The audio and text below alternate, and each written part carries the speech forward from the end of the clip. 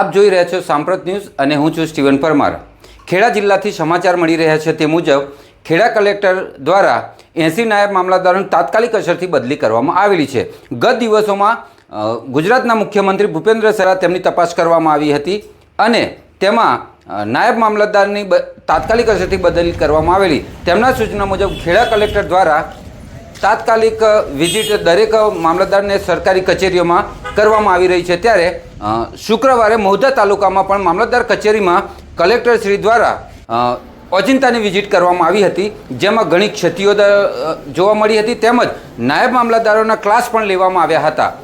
આ બદલીઓની અસર કદાચ અધિકારીઓને થઈ હોય તેમ મહુધાના મામલતદાર કચેરીમાં ગઈકાલે પણ રજા હોવા છતાં મામલતદાર કચેરી ખુલ્લી હતી અને તેઓ દરેક ફાઇલો રફે દફે કરી રહ્યા હોય તેવી પૂરી શંકાઓ હતી, જેનો અહેવાલ સાંપ્રત ન્યૂઝમાં આપ જોઈ શક્યા છો। હવે જોવું રહ્યું કે બદલી થતાં મહુધા મામલતદાર કચેરીમાં જે ફાઇલો રફે દફે કરવામાં આવી છે તેની સામે આવનાર અધિકારી શું કાર્યવાહી કરે છે અને હાલ ખેડા જિલ્લાની દરેક મામલતદાર કચેરીમાંથી મહેસૂલ, મહેકમ અને ઈ-ધારા મામલતદારોની તાત્કાલિક અસરથી બદલી કરવામાં આવી છે।